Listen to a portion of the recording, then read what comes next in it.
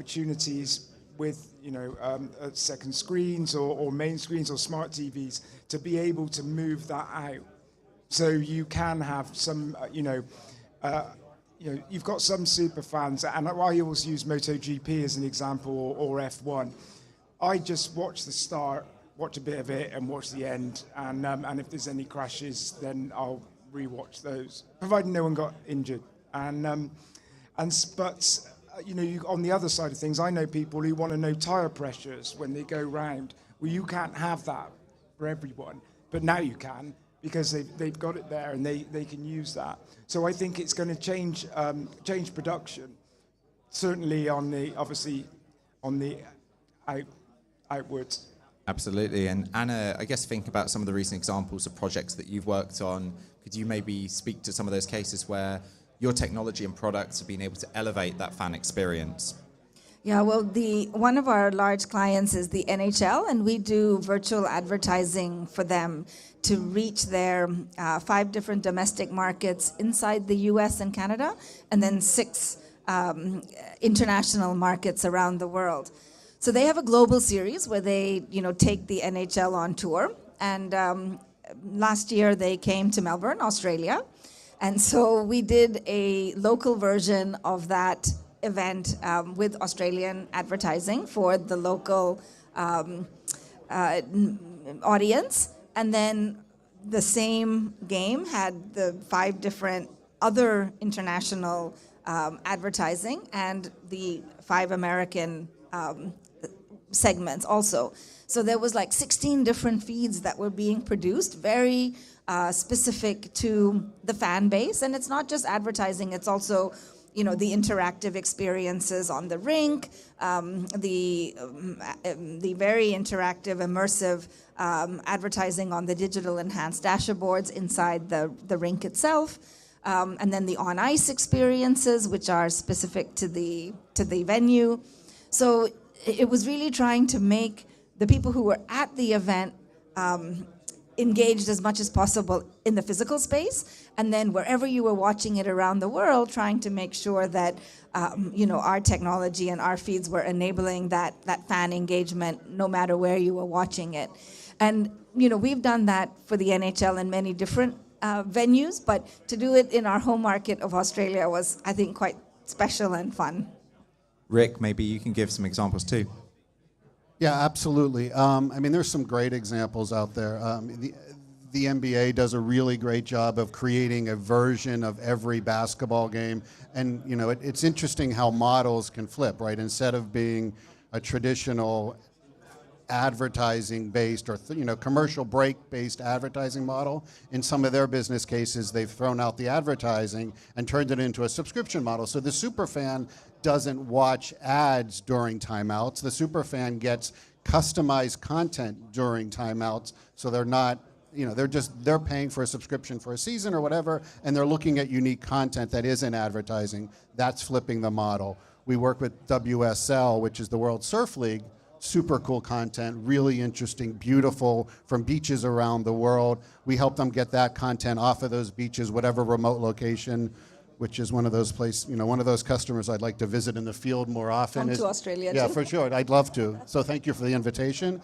But their primary audience, and they're about streaming and capturing viewers on YouTube and digital platforms and their own streaming platform. They're not about sort of a linear first in the traditional way that some of the bigger federations and leagues do. So they're a super fun customer to work with as well. Excellent. And Claire, you did a fantastic job of keeping us going earlier through the fire alarm. So hopefully Thanks. Without any interruptions, maybe you could tell us about one of those fantastic examples of where you've been able to elevate the fan experience with your live absolutely. production. So there's a great example of where we work directly with the FA and their content team. So when they had the men's 22 World Cup in Qatar, and the England team are locked down in the camp out there. And obviously you've got your linear coverage of the matches, which is brilliant, but how do you really intentionally engage their multi-generational spectrum of fans?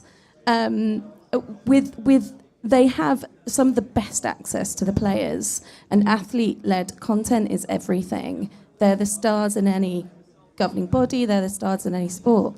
So what we did was we said, if you want to get to any fan literally anywhere, you have to slide into their social lives. You have to get into their feeds with content that is designed for that fan, that may speak differently to Gen X on Twitter, that will speak differently to Gen Z and Gen Alpha on TikTok, which will speak differently to millennials on Instagram, where I hang out. So we were able to, from a single story workflow, able to deliver a daily live show that ran for 25 days in camp with the England players, really casual, really interactive. We had polls, we gamified the feeds. We had massive interaction across the World Cup and the Euros in 2024. And in the Euros, they were reaching hundreds of millions of fans and views across not just from that single show that went out daily, but then from the content that was created through that show and through our remote production hub and our content hub, where we're enabling that digital mass distribution, which is just so exciting. And that's why I do what I do, because it's cool. And you also had an amazing contribution to the Lionesses. And I mean, as a women's soccer fan, tell us about that. That was awesome. So on the celebration, when they came home and they went down the Mall, they were celebrating. It was our team were there on the buses doing digital live show from the moving buses, enabling the FA's content team to get content in real time that they can then turn around and generate into every form of content thing they could think of. So that was really exciting, and that was a live digital show. And we, you know, this specific example made me think of another one. We work with the Professional Volleyball Federation in the United States, who just changed their name, and I'm forgetting what it is, but they've rebranded themselves. But it's a women's professional volleyball league. It's amazing content, amazing athletes, and we put together this combination of a package of content, programming the matches on linear television, but their bigger audience and their growth and the way they want to grow the league and build their brand, much like what you're talking about, is on streaming platforms, is on YouTube, is on social. So how do you create the match, the content, one time with the appropriate triggers, the appropriate tooling built into the production, so you can create instant clips for whatever social platform across whatever demographic you're looking for. You explained it better than I can. But then also get those games out there so folks, a younger audience, a 14-year-old young woman can watch these matches on her phone and not have to, think about when it's on CBS Sports on Tuesday at 3:30, which is great as well, but that's not where that 14-year-old young woman might be. So you want to make sure that, this specific league, who is a great customer, super fun to work with, is thinking about it holistically. I think both of those really resonate, as I think the new technology is everybody's blinded by Premier League, Champions League, but actually there are a huge amount of very passionate fans in not just, I don't want to call them second tier sports or niche sports, they're just people's sports that don't make it onto a TV, as well as grassroots. There is such an engagement and a community there, and actually they're willing to pay for it as well, because they're so passionate and engaged. And now you can get a 5G machine learning automated camera. You can put it to the cloud. You can have AI cutting it up, and then you've got a parent in a club that's able to put out a really fantastic professional looking broadcast to engage with those fans, to be able as a grandparent in a different country, to be able to actually watch your grandson, granddaughter doing a sport, is just priceless. I think that is, for me, that's something very exciting as a parent. Absolutely. I think it is really exciting the way that the boundaries around sports and different live events is opened up by this, and the fact that then we can be more creative, as you said, where there maybe wasn't a linear audience for it, but within these different platforms or different methods, we can explore that. So again, are there any cases, Anna, that are really getting you excited that you've been able to work on lately? Well, can I speak as a fan? Because I mean, I've been a sports watcher all my life,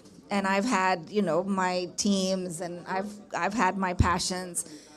But to the trend of hyper-local, for the first time ever, there's a USL 1 league in my family state of Maine in the US. And I have become a super fan now. I was, early in to season tickets. I've spent hundreds of dollars on merch for all my friends and family. I've signed up for ESPN Plus in the US to watch the games in the US. Internationally, they're available on YouTube, so I watch them for free when I'm not in the US. And when you look inside and you think, oh my God, like I am absolutely obsessed with this club, which is called the Portland Hearts of Pine. Look them up. And I think, oh my God, I am like your typical super fan of a little club that did not exist last year. And I think that emotion and motivation is applicable, as you said, to the biggest clubs in the world and to your local either, kids football team or local soccer team, and that's so exciting.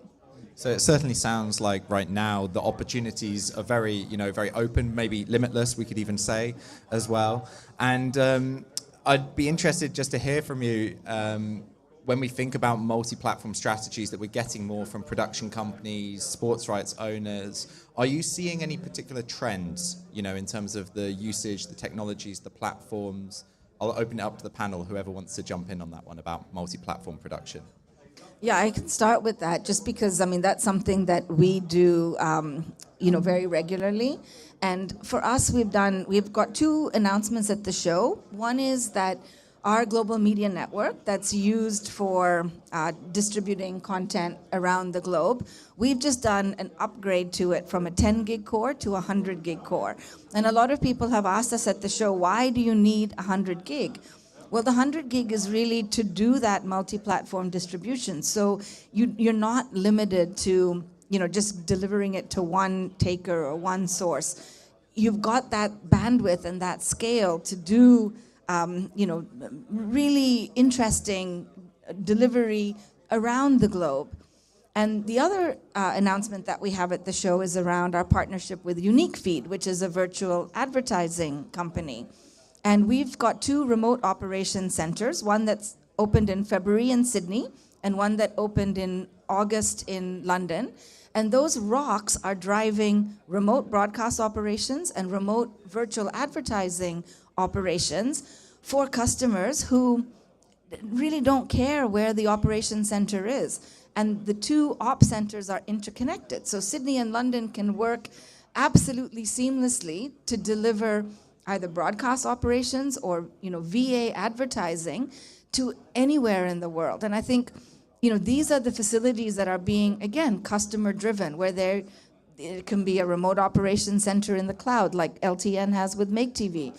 It can be a facility that enables remote operations. But that trend towards, a cost-effective, you don't need intensive hardware at the site, you don't need a lot of people at the venue, but yet you can create, really interesting ops models. I think that's what we're seeing in the direction that we're going. Yeah, it's interesting. We're following some very similar strategies. We have a global IP transport network, as I mentioned, at the top, really moving any feed anywhere in the world in a couple hundred milliseconds. Latency, obviously, in live sports is a really big thing. We could talk about that as well. But the last 4, 5, 6 years, beyond just moving video, real-time video, live video, point to point or point to 1,000 points, everything we do is natively multicast. So you can take that single feed and reach 100 locations or 1,000 locations sort of in exactly the same way. The last 4 or 5 years, we've been building advanced functionality and capabilities into the network beyond just transport. And it's because almost frequently or very frequently, a single match, a single game, a single news clip, a single channel is customized. So we're not delivering just the one format, just the mezzanine version anymore. We're delivering 6 or 7 or 8 different flavors of that channel, both from just sort of traditional formats, but and this is where your virtual advertising example comes in, I think, as that content traverses our ecosystem, our network, if you will, we're enriching it with triggers, SCUDdy triggers, ad triggers, metadata specifically, and there's a whole range beyond sort of SCUDdy triggers, but that's the easiest way to talk about it, I think, to enable virtual advertising downstream all the way at the player, to enable content replacement throughout. So it's not just about moving the original game, the original version to one place. It's about customizing it in real time. So that's why the last 4, 5, 6 years, we've really invested most of our development efforts on that. The network is ready to scale. The network has been doing that for years. We're good with that. It's really about preparing for multi-platform. And Claire or Matt, maybe you could speak to some trends you see in multi-platform production. Yeah, absolutely. So across the Women's Rugby World Cup, we've been working with a company called Media Bunker, the great content agency. Essentially, we've been doing what is like a press add-on, so a pop-up studio show pitch side. And that's been going to like TikTok, YouTube, Instagram, etc. What's really interesting is the RFU, they're being really led by fandom, what their fans want. It's not necessarily something you'd see on linear, but it's something that you'd see on YouTube with like the Sidemen or any of those influencer-led personality shows. The fans are crying out to see more of the international players or more of the Japanese players like on the WSL. So I think we're going to be seeing the production teams being more responsive to the culture that is being created around the sport. It's no longer just telling the story of what's happening on the sport. It's what's happening in the community and the fan base around that sport as well. And then being responsive and saying, we need to show more shots of the Japanese players in the WSL. Or we need to show more of, Ellie Kildun in the women's rugby, or more of the Black Ferns. So, and I love that because that's a new level of creativity that directors, producers now need to be considering, is how are we really pushing a digital-first strategy across linear and integrating both. So I think that's exciting space. Yeah, and I think we're in it. It doesn't get the headlines, but the accessibility aspect and inclusion is really interesting now because, you get subtitling and dubbing is better, or will become better. But not just, you can have it in more languages. You can have audio description. Lots of these things that make it a lot better for people to be able to engage. And also you have the ability to get so if you're from a certain community, you may want a certain, and community, I mean that in terms of fans as well, or a community. We have lots of people in the UK where English isn't their first language, but it's not a wide enough amount of people for a broadcaster to invest in that. But however, when you're using AI and new technology, you can address all of these people, bringing them back into sport, bringing back that sense of community, and to let people engage who have been left on the sidelines of mainstream broadcasting for understandable reasons. But let's not, now we've got the technology, let's start doing something good with it. The whole language, getting the language right is huge, right? It's just a fundamental piece, right? And I think this is what you can now obviously put the appropriate subtitle or captioning in the right language, in the correct language for the correct audience. We've been doing for years, bringing a Spanish language announcer in to do it, not in, but from wherever, right? That's where the technology is possible. A Spanish language announcer working from his home, right, in Mexico City, doing a Bundesliga game that's traversing our network from Germany, right? But you can do that all real-time integrated, so the viewer at home at home or on whatever streaming platform they're seeing it, can hear a Spanish language announcer. But now what you can do is take the original German call of the game, leverage technology, and do a automated translation, an automated announcer, where you don't even need to find the person if you don't want, if the platform doesn't warrant the investment in additional people, additional resources, you can still put the right version, the right language for that very narrow audience in whatever region or whatever platform, whether it's a big streaming platform, whether it's a fast platform with a smaller audience, whether it's an owned and operated website, or it's Instagram, right? It doesn't matter anymore. The technology kind of allows any variation of the above. So clearly, with the multi-platform approach and the personalization, we're becoming more ambitious in the amount of content that we're putting out to the world, more dynamic in terms of the different locations we're looking to move that content around to. So in terms of, and particularly, with live sport, where this is always absolutely critical to the fan experience, guaranteeing that quality of service in the live broadcast, what are the challenges there as we're pushing content to more places? Matt? I think, and we'll all agree, and these people are solving some of this problem, it's latency.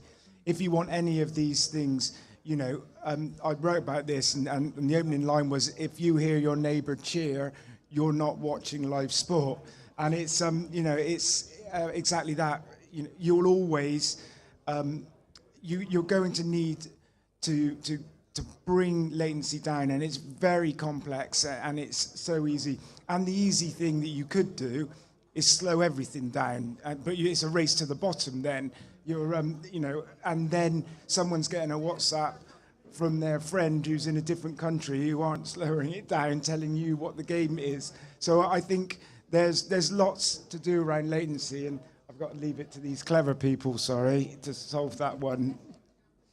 Yeah, and I would add it's a lot about consistency of service as well. So if we're, delivering feeds via satellite, via SRT, via LEO, via 5G, you want anyone who's taking those feeds to have a consistent experience, and not have it be completely different depending on what is the method of distribution. So we're always trying to be quality checking and consistency checking, so that however you're watching the live sport event, it is consistent. Yeah, and here's an example where it sort of all comes together. I can think of one example we worked on last year. For the UEFA matches last year, we did this fan zone experience, which is a whole other sort of out-of-home experience, right? 8 or 10 cities across Germany, there were folks meeting together in the public square to watch a match live, and there was a whole bunch of content that led up to the match. People watched the match, and then there was content that was continued to be pushed, leveraging some of our technology into those public squares. So it was building the community that we've been talking about. But the latency matters, right? Because some folks are watching those matches they have their phones, they're getting updates in real time, they're watching it on the big screen in the middle of the square.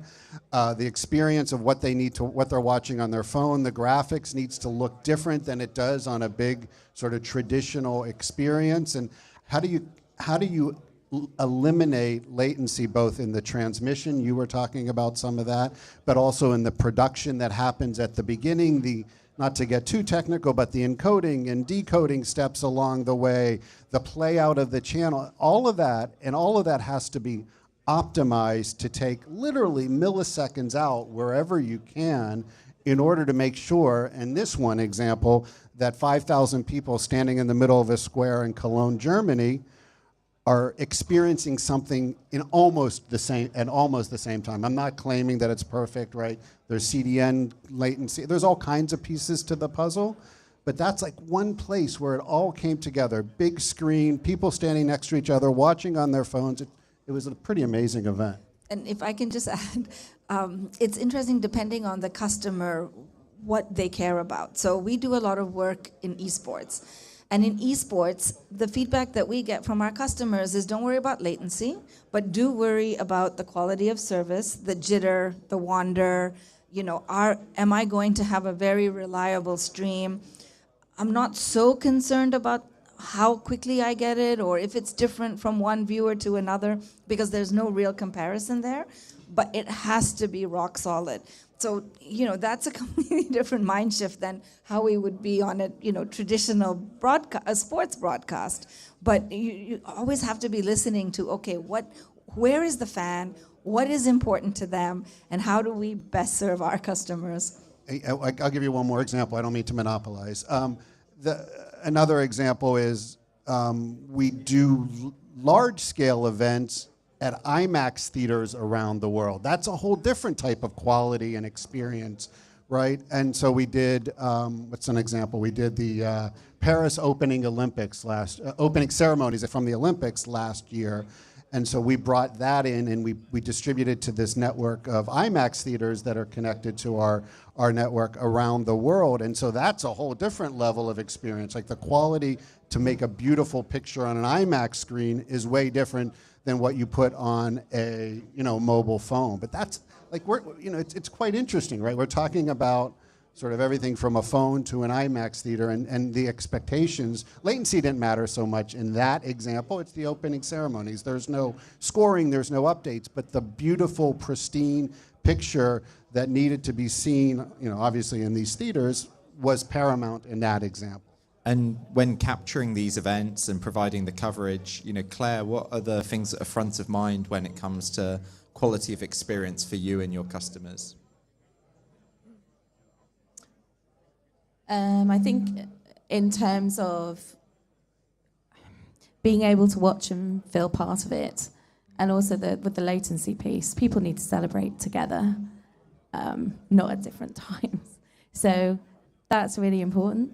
But I think for when you're building up different sports, when you're pushing out all sorts of different fans, it's making sure that they are feeling included in it. So actually that interactive piece that is massive on Twitch, how people game, it's a constant conversation between the fan and the gamer. And so building that conversation from a technical point of view, it has to be seamless and easy and effortless. That's important.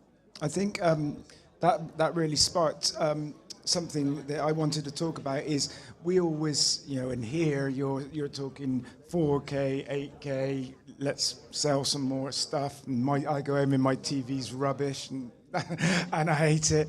But I think sometimes it doesn't need to be that good. It's the moment. So I'm working with a company that are licensing user-generated, but at a different angle at a boxing.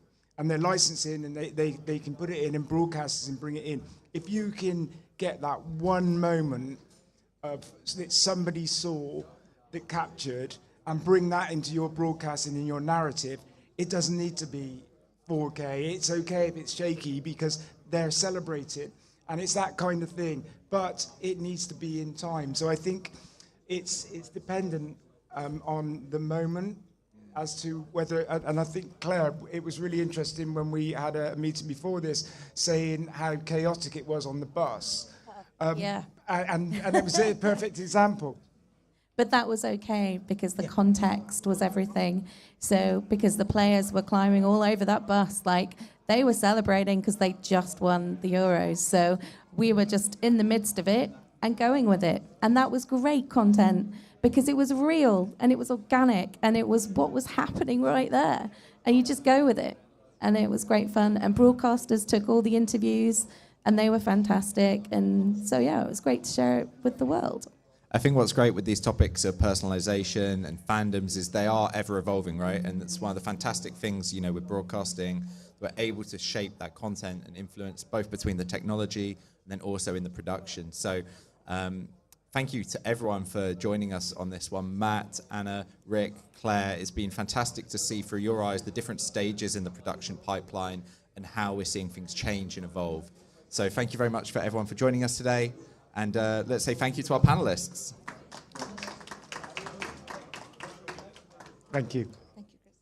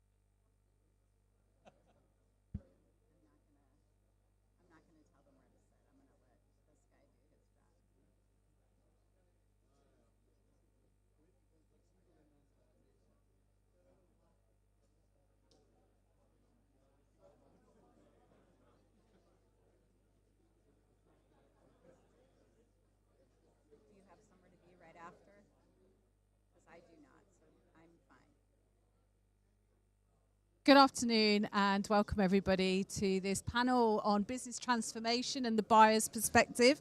I'm absolutely delighted to be joined by two powerhouses from some powerhouse organizations. We have Justin Gupta from Google and delighted to welcome Mina Sabit from TED, which I believe is your first visit to IBC, Mina? Yes.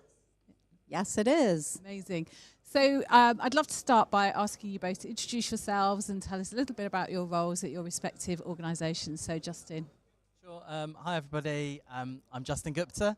I'm head of broadcast partnerships at Google, Google Ad Manager. I've been at Google for about 19 years now, working on a variety of things. Can you hear me?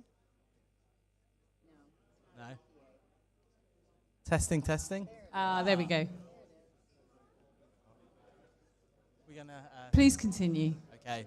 Hi everybody. My name's Justin. I lead broadcast partnerships at Google. I've been at Google now for about 19 years.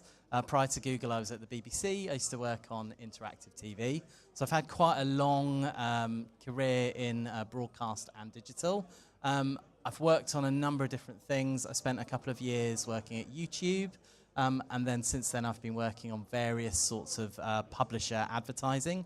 My current focus is something called dynamic ad insertion, which is about putting customized and personalized advertising in live streams. Very excited to be here. Mina. Hello. Yes, I'm Mina. I'm head of production at TED, and I'm happy to be here. This is my first time. Thank you to our friends at Clearcom for bringing me here. They're a partner that I've been working with for a couple years now on our comms system. I have a background in about 27 years of broadcast media in North America.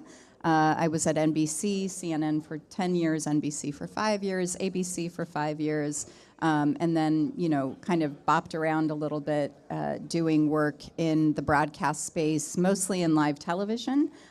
So media platforms, live television, leading many teams. I've been at TED now for 10 years, which I think my anniversary is in 3 days. I know. Anniversary. Thank you. And I'm excited to be here. I'm leading quite an amazing team in New York. Our base is in New York, but we have staff all over the world.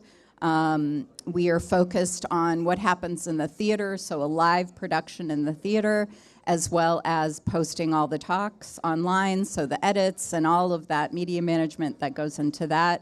But we do have what we consider a live broadcast environment in the theater. It's been an amazing experience. I'm happy to be here. Well, we're delighted to have you both. Justin, I'd love to start with you. And we talked a little bit prior to this afternoon's session about your journey into broadcast, what inspired you and what led you to the position that you're occupying now. And along that journey, the amount of transformation that you've likely seen. Okay, sure, yeah. So my kind of journey in broadcasting started when I was 4 years old. I was living in Scotland at the time. I'm English, but we moved to Scotland. And we had this old television, and that old television only had 4 channel buttons on it. And I, as a child, was always quite curious about things and fiddling with things. And I basically realized that there was a new channel about to be launched in the UK. So I tuned in the test card for what became Channel 4. And Channel 4 actually launched when I was about 5 years old, living in Scotland. And I watched the first program on Channel 4 in the UK, which was Countdown, which is still running today.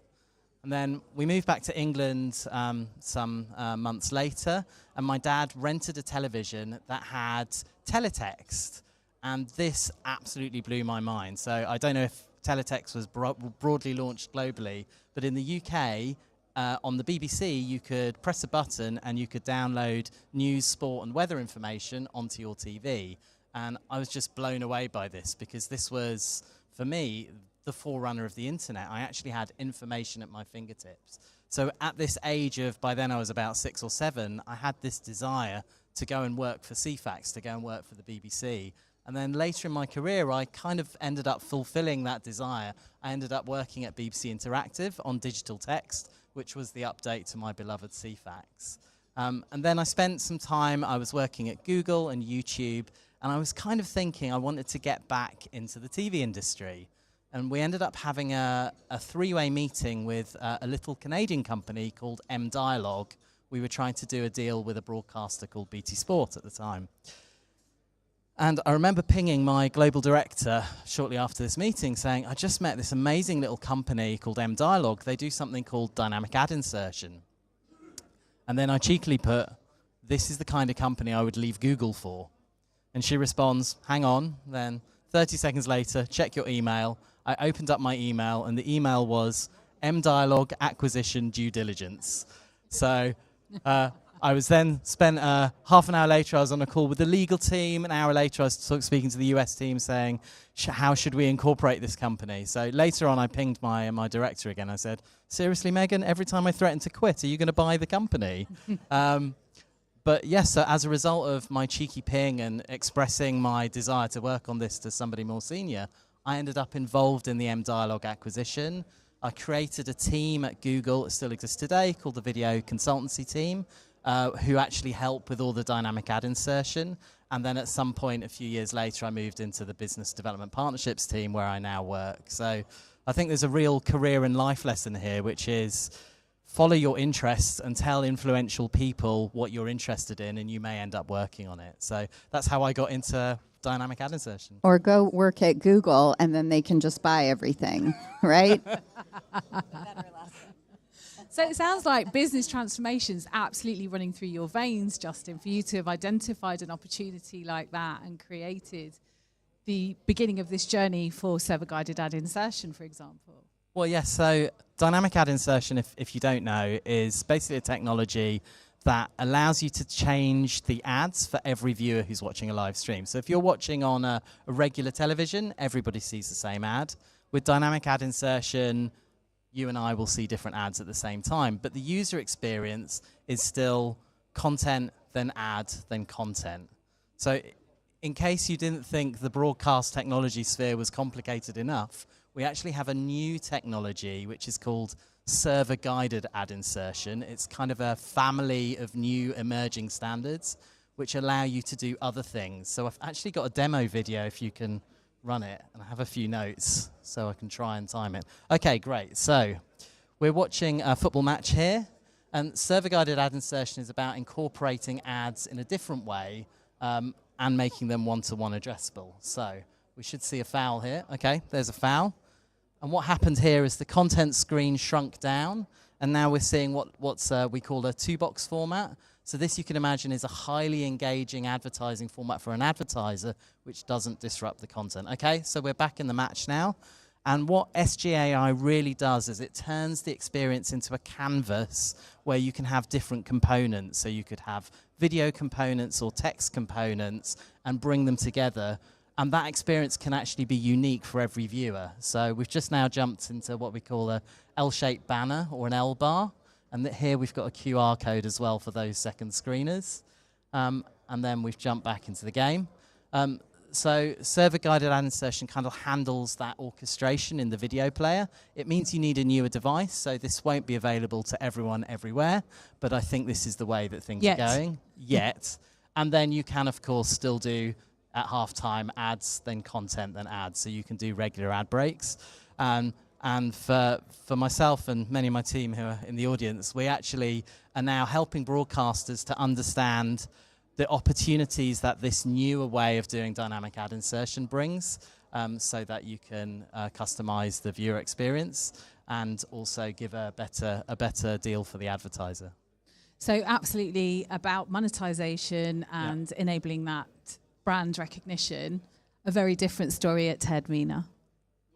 You're absolutely all about content. Content is king, and serving your audiences. So bring us into how you are thinking about the development of TED and enabling the consumers of your content to be able to access that. Yeah, you know, it is really a very different model.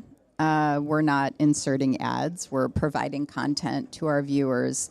And, you know, TED is really focused, like you said, on the content. I think TED has become world famous because the content is so strong. anybody can get on TED.com or on YouTube and search anything they want, any topic they want, to find what they want. And the way that we've really enabled, I think, TED to become strong is by serving up good content that people trust.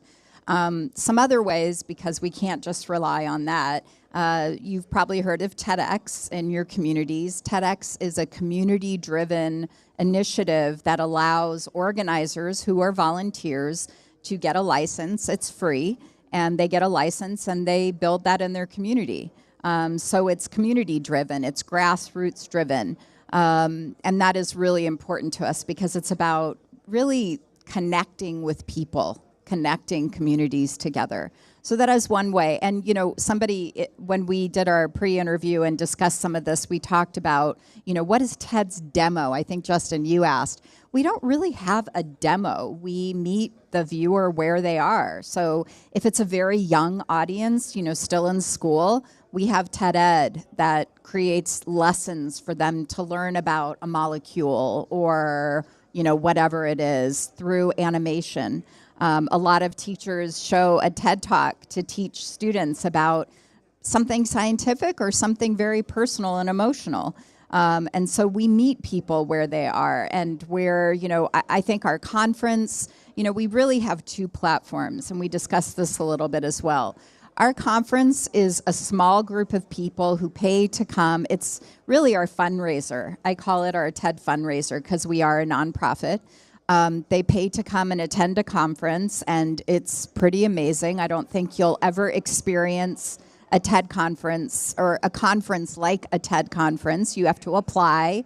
They want to make sure it's a pretty rigorous application process. It's not cheap because it is our fundraiser, and that is just a small group of people. But, you know, reaching the billions that TED has reached is a very different demo. And it's really everybody else. And one of the things that was super interesting as you were just speaking was the comment about community, because what we're hearing amongst broadcasters is like we're trying to reach that community that YouTubers have been really successful in creating. So what do you think is the secret sauce for TED to enable that community to be able to be created in the way that it is?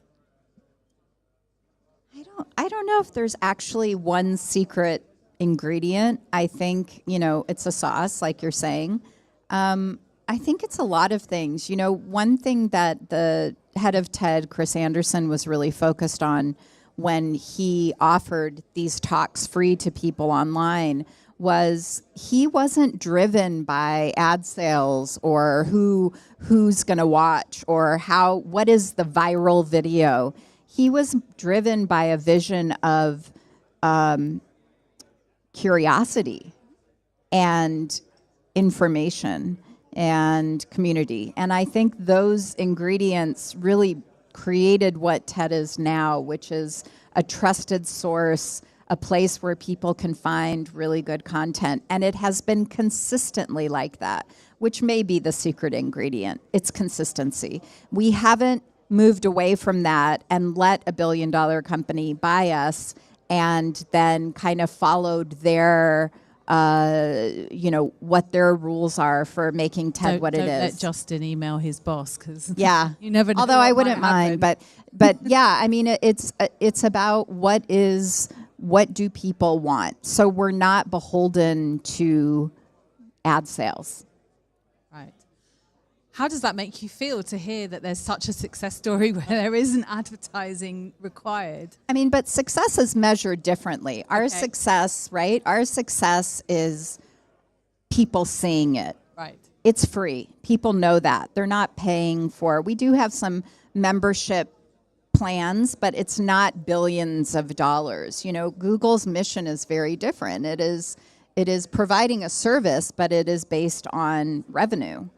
Ours is not based on revenue. And I have the utmost respect for the work you're doing, so I don't want you to think that because it's free, it's better. It's not. It's just so different. Our goals are so different. Absolutely. I mean, the mission of my organization within Google is to fund the world's content. So, but if you were a broadcaster or a content owner or a digital-first broadcaster like yourself, it's all about how you fund across subscriptions, memberships, events, and of course advertising. But we're really seeing digital is exciting because you are actually able to flex the funding model based on the user. So we have this big trend in digital at the moment. You can see the global giants, Netflix and Disney and Amazon, they are now all having subscriptions and ads models at the same time. So if you pay a little more, you just have no ads, or if you pay a little less, you have ads. And then a lot of TV, especially in Europe, is still free to air. So this is all ad-funded content. So yeah, I mean, different strokes for different folks, Mina, right? And we also discussed when we were preparing for this panel about that, the changes in the distribution and the fragmentation around that and how that creates more opportunities. It's a big challenge for traditional broadcasters especially. So if you're a broadcaster today, if you're a broadcaster 20 years ago, it was very easy.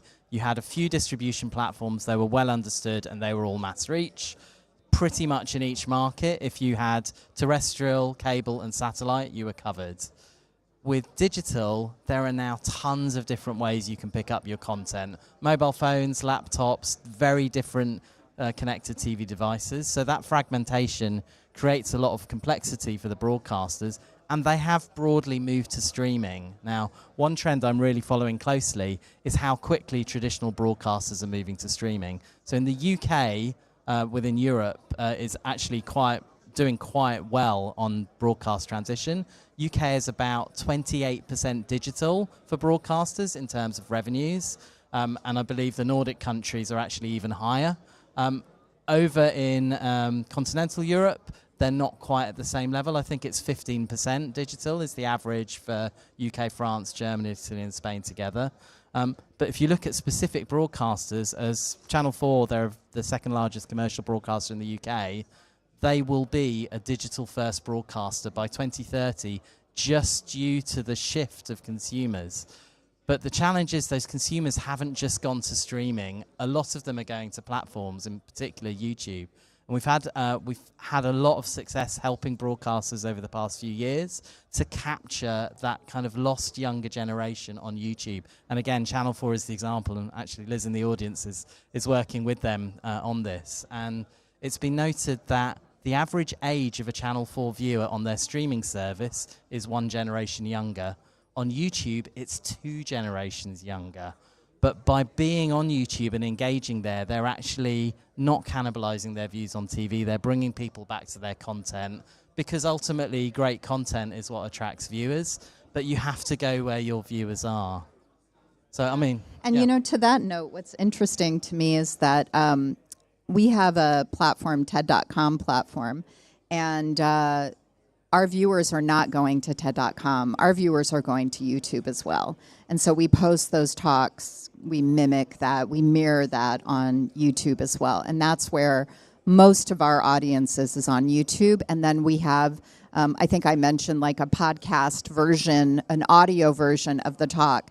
That is the other place where people are consuming our content. It's not on our platform. I mean, do you mind? Do you mind if viewers are on YouTube or on your platform, given your funding model? I mean, we want them to go to our platform, but that's not the way it is. I mean, everybody goes to YouTube for everything. So people, it's kind of, TED.com is kind of our broadcast version. It's our Channel 4.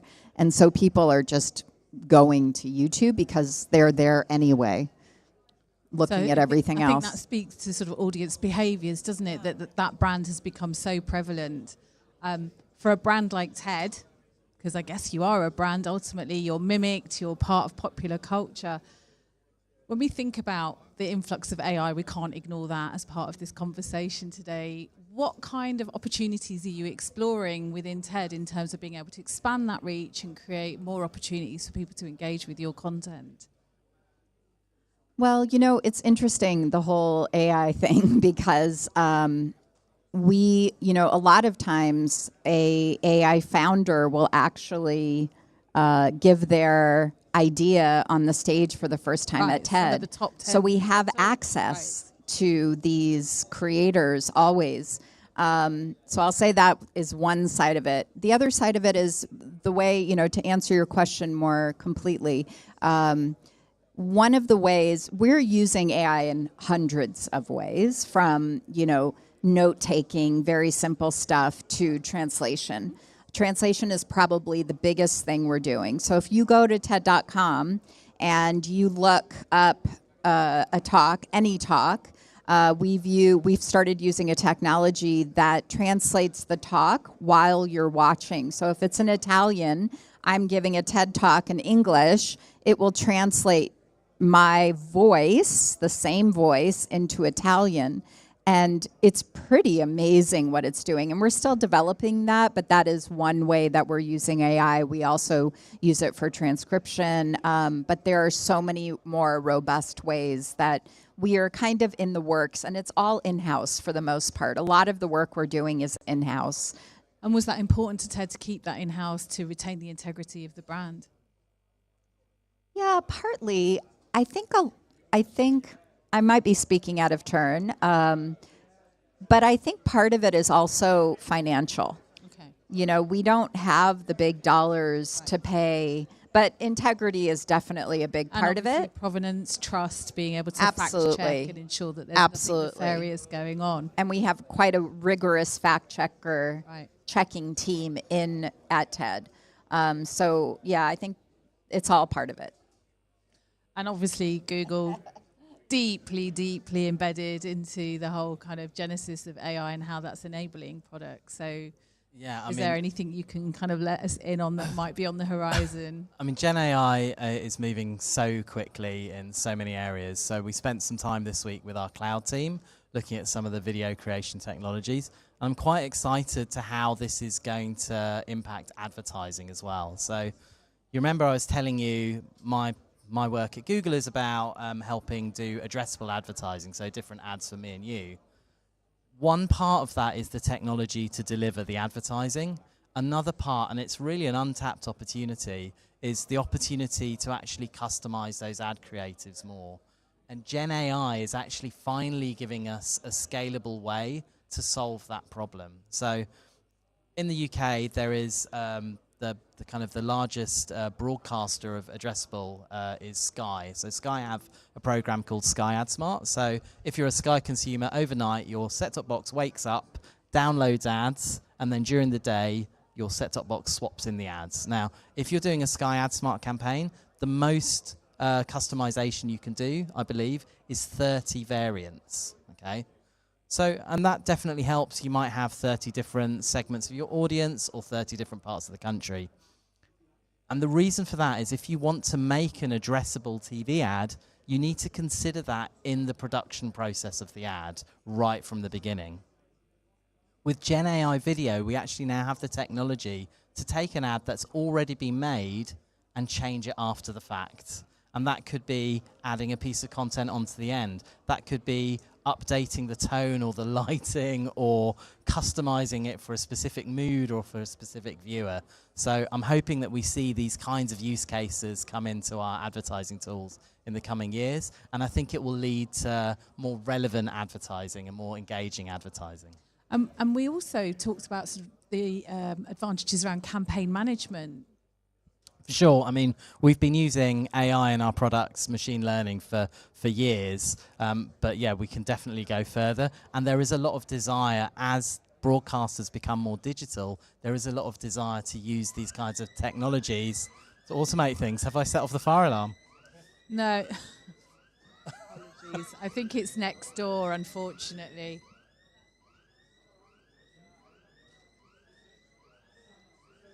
Yeah, we had an interruption over there. Unfortunately, there's an unmanned door next door which keeps getting triggered, so apologies for that. Okay, that was easy. So that woke me up. Right, where were we?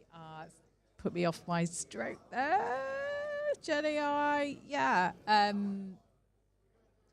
We were also talking in our pre-call about leadership and talent, and obviously AI is having a lot of impact on people that are considering coming into the industry, because there's a lot of conversations going on about the fact that AI is going to get rid of all of those entry-level jobs. So you've both been, or you both are in leadership roles, and you know, how as a leader do you prepare yourself for that, and how do you bring people on the journey and ensure that they stay inspired, because it would be very easy to kind of go, well, I might as well retrain because this job is not going to exist in the future.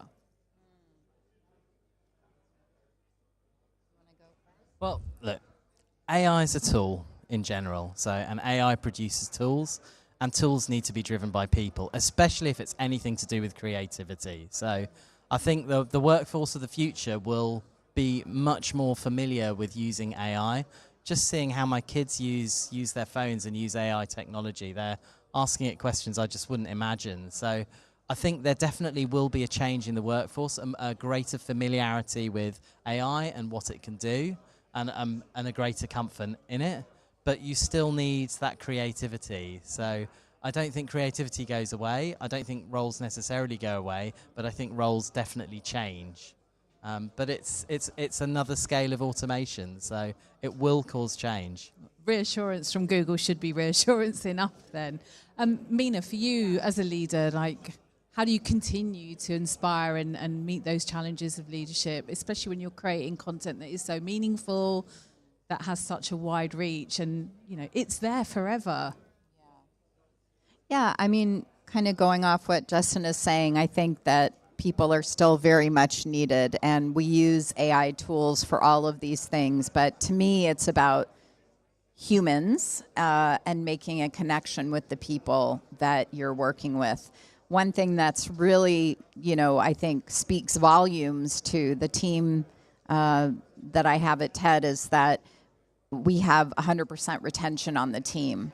I don't think AI could be responsible for making that happen. And it requires, outside of technology, a very human touch. And it requires a lot of work. I was thinking, I gave a talk at South by Southwest in Austin, Texas a couple years ago about the secret sauce to successful teams. And, it is, I think we all have it in us, and we all know what these things that we need to do, what's important. But it takes a lot of time getting to know your team, building that trust, trusting them, giving them tools to be successful. There's so many pieces and parts to this that are very, very important. And the bottom line is spending time and understanding the people that you're working for, because they are a team, but they're each individuals, and they all, I have quite a large team, although you probably have a bigger team. What do people need, and meeting them where they are and making them trust you and know that you want them to be extremely successful, because we are a nonprofit and we do not pay like a for-profit. And so keeping people on is much more difficult. If they had a huge salary, that would be incentive for them to stay. But I know that the team stays because of this environment we've created as a team. And Justin, certainly when I talk to younger people that are thinking about entering the industry, Google is still very much at the top of list of where people would desire to work. So for you as a leader in your role, what are the things that you think are important to bring your young talent through? Yeah, so something I've worked on in the broadcast industry for many years is trying to diversify the talent that we have in the industry. So I think there is a risk that you end up with a certain segment of the community making content for everybody. And I think the best way to make content appropriate for everybody is to have everybody involved. So I think, diversity in talent is always important. I know there's some great initiatives in the industry, such as RISE and other initiatives to bring broadcast engineering into schools so that people understand there are exciting careers involved in both content and technology, and there are roles across the entire spectrum, from the content creation to the operational delivery. I've been a bit more on the ops side throughout my career, but these are exciting careers, and I think it's a shame if you only have a certain segment of the community represented, you're never going to make something that fits for everybody. So from teams, let's think about audience behaviours and how that drives innovation and transformation, but for both of your companies. Do you think audience behaviour informs the way that TED operates, or do you just think that your audience is content with the format that they're getting and Yeah, will it's a good continue question. to be invested? Yeah. Yeah, I mean, audience behavior is very important, I think, for any media platform or content creator to be paying attention to that. And TED's response to that over the years has been to produce content that is not just a TED Talk. So we do have other kinds of content, but it is kind of all in the TED vein. Curiosity included, with TED speakers. We've kind of stayed along that line, but in different formats. So interview formats, on the street formats, podcasts, various kinds of podcasts that kind of dig into one idea rather than just, a talk. So yeah, I think it's very important I think all media companies are thinking about what does the audience want. But what's interesting about this is that our audience still goes to the talk with all this other content we produce, because we produce a lot of other content. They still kind of all go to the talk. And I think that could be a couple of reasons, because there is so much content out there. You can get a ton of content, and they just know that they can come to TED for a talk. Justin. Yeah, so I mainly work with broadcasters, and the biggest challenge for a broadcaster is keeping people watching your channels, whether that be on linear, on digital, on YouTube, or wherever. So one aspect of that, because a lot of this content is ad-funded, is how can you make the ad experiences engaging? And the flip side of that is how do you stop them being annoying? So a lot of this is about data-driven delivery of advertising, and our products actually help a lot in this area.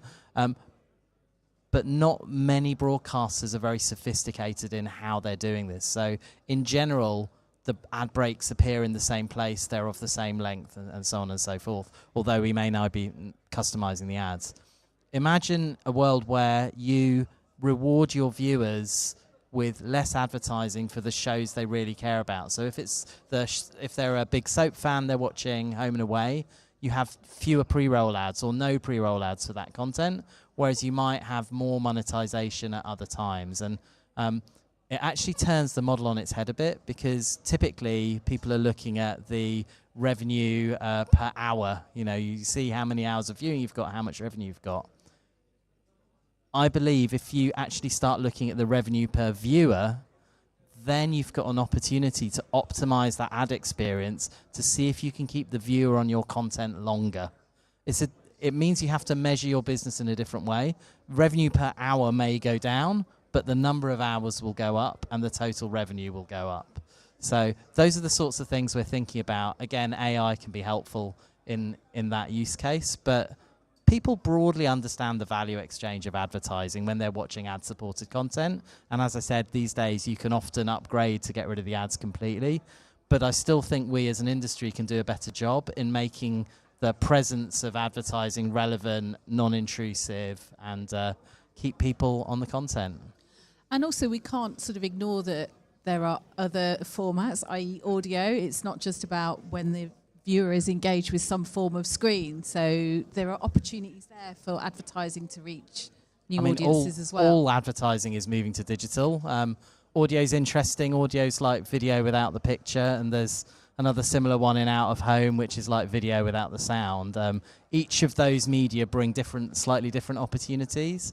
Audio is sometimes quite hard to measure. It gets distributed out onto people's devices through podcatchers. That creates some challenges for our teams. And out of home kind of breaks the mold from other digital, because it's hard to define what an ad impression is. How do you measure a view, of people walking past a billboard? But the advertisers of the future want to buy all of their media digitally across all the different media. So a big challenge for the industry is bringing that together so that people can do that buying and trading in one place. But it's all about measurement. And how does that measurement impact pricing models? It basically, at the moment, different media are traded in different ways. So TV has a very, a very mature trading model for linear TV, and digital is kind of breaking that mold a bit because it's measured in a different way. Again, out of home tends to be bought in bulk because it used to be people sticking a poster on a wall. So those trading models tend to persist, but I think there is a real exciting opportunity to digitize more media. And we also talked about opportunities for smaller creative advertising agencies as well through the use of AI tools. Well, absolutely. I mean, if you're an advertiser, you don't necessarily have the expertise to use this new technology to produce these sorts of creatives. So there are innovative companies, there's one I quite like called A Million Ads, which are able to create multiple variants of audio and video ads using AI technology. And I think the creative agencies will need to step up and show that they can add this additional value. I'm actually on a panel in the conference tomorrow, and there's somebody from WPP who is working on exactly this. And Mina, for you, when you're thinking about the future of content, are there any topics that you would really like to be able to delve into that have just creeping over the horizon when we think about this kind of technology space and the evolution of audience behaviors? Because not really. I mean, the T in TED is technology. Right. And I think a lot of our content is very technology driven. I feel like technology, we're all talking about it all the time. So that's definitely not an area I think we need to talk about more. But I think, TED does a really good job at covering everything. Mm-hmm. But at the same time, there's always new things popping up. And I think this is what keeps TED interesting, right, is as our society grows and transforms and things change, we have new topics to talk about. And how do you filter those, though? If there's so many things happening all the time, like what's that editorial mindset in order to get the best content that you can get? The thing about TED is so the talks come from conferences. We have 25,000 TEDx organizers around the world that at least do one conference a year. Right. That usually is 40 talks. So 40 times 25,000, it's a lot of talks. And then for TED, our flagship, we do headquarters between 3 and 7 conferences a year. And our big flagship conference, which is usually in the spring, churns out about 110 talks. Wow. And then the other conferences, anywhere between 40 and 60 talks. So it's, in the hundreds of thousands of range. It's a lot of content. And then in addition to that, we have all that extra content that's not a talk. But I think as things evolve, there are always new ideas coming up. I think of an idea and a TED Talk. I was thinking about something recently about competition. And one of the things on my team that I really, going back to this thing about growing teams, is competition is definitely, to me, a no-no. I am not interested in making my team competitive. I find that it drains people. Maybe in a sales environment it's different. I'm not in a sales environment. And there is no financial incentive for my team, so they're not getting a bonus if they sell a certain amount of content. They are production people. And probably the nicest people I've ever met in my life, but I never wanted to build that sense of competition. And I think that is very much, at least in American culture, competition is everything. Everything is about competition. But what if we build an environment where you feel like you trust your colleagues and you know that they're not going to throw you under the bus? So I'd love to see a talk on that, actually. What would you like to see in a TED Talk, Justin? Oh, I think company culture is an interesting topic. Right. I've spent, all my career working at large companies. I've never really worked for a small company, although I had many, many jobs when I was in my kind of late teens, shops, restaurants, cafes, pubs, and so forth. So, maybe next year we come back and we talk about how you can make a creative and innovative culture in large and small companies in this industry? There's probably about 100 talks online on culture, workplace culture, and they're all a little different. You know, one of the talks is about these people are not your family, but I don't necessarily agree with that. I spend more time with my work colleagues than I do actually at home. And I have a whole thought on work and life balance, and it's really not a balance. There's no way to balance this. Definitely in the broadcast sector as well. No if way. You are technically operational. You're doing the shifts and, on location. Working 20 hours a day, and there's no balance there. You're going home and you're sleeping, and then you're going back to work again. Yeah, so anyway, I have a lot of thoughts on that kind of culture and how to create an environment. I think just people want to be heard, and they want to be treated as an equal, and they want to be respected, and and I think competition is dangerous in the workplace. It's interesting. And then I also wanted to talk about collaboration and partnerships. So for Google, we know you encouraged the purchase or acquisition of Dialog back in the day. How do you think collaboration and partnerships work now in the transformation piece? Well, I mean, you can look at IBC as an example of how everybody needs to work with everybody, and we have, my team is the business-to-business team within Google, so we do partnerships in my area specifically with broadcasters. But you cannot be successful in this world unless you're working with others. I just came from, we had a big launch of a case study that we've been working on with DAZN, the sports broadcaster, and that was a big partnership that we've worked on together, where they've brought the amazing content that they had and the rights they had, and we've provided the technology to allow them to customize the advertising at scale. So I think it's super important. But how does that work? Do you identify someone that you'd like to work with, or do you wait for that approach to happen? Well, it happens bi-directionally, and I think that's why forums like IBC are so interesting, because a lot of the opportunities for partnerships come in new areas of technology. So we had a session with our customers yesterday. We were talking about AI, and we were talking about the difference between hype and reality. There's all the shiny stuff you can do with AI. You see these amazing things, these amazing demos. But actually, how can you bring that into your business and actually offer that in a meaningful way at scale so that it has impact on either your employees or your consumers? So I think that's a big example of how you might decide how to partner. But it's a small industry, the broadcast industry. Many people move from company to company. I think they're doing it to follow their interests, to kind of, I see a lot of people moving to adjacent roles. So, from a tech to sales role, or from customer to vendor, and so on and so forth. And it's a people-driven business. So you come to IBC to meet people, to figure out, one, what other people are doing, two, what opportunities there are to partner, and three, to make sure that your strategy makes sense and validate your plans. So that's my take. Yeah, it's certainly something that came up in our impact briefing this morning, that the circle of influence is so small when it comes to adoption of technology, that is a really vital kind of thing to keep forefront. And people buy from people at the end of the day. Right. So. Right. Yeah, and for me, I feel the same way.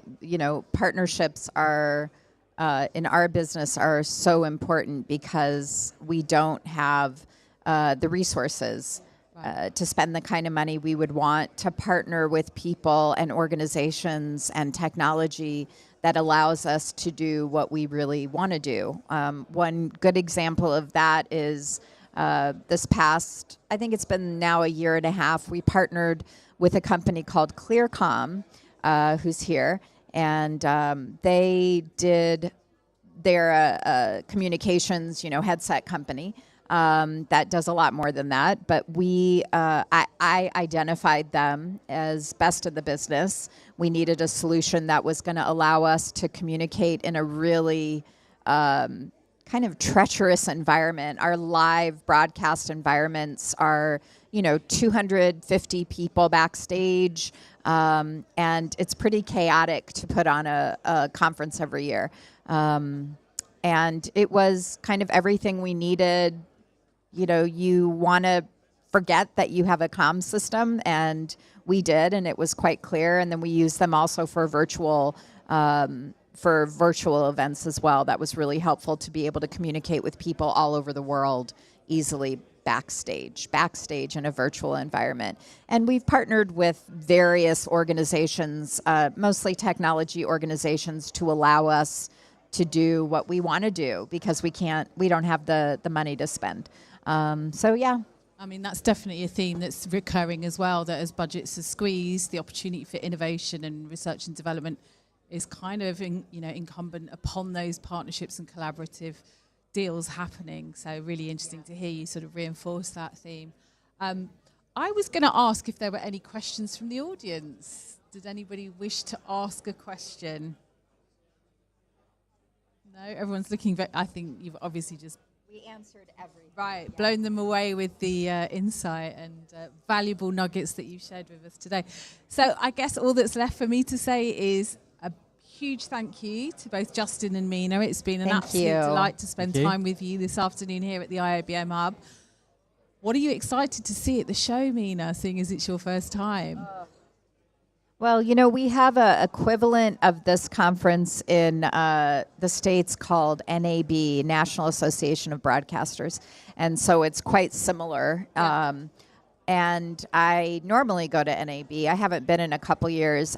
I wish there was an opportunity to network more here. And if there is, please let me know, because I'll tip you up after the panel and where that all happens. It's so overwhelming always, and the booths, you know, I think, Justin, you said it really well. I used to work for a technology company. I didn't mention that, actually. Avid, if you're familiar with Avid. Yeah. I worked for them for 5 years. And, you know, it's funny coming to these trade shows because a lot of the technology doesn't work the way they say it will. So I think it's interesting to kind of test it out and see what actually does and doesn't work in person.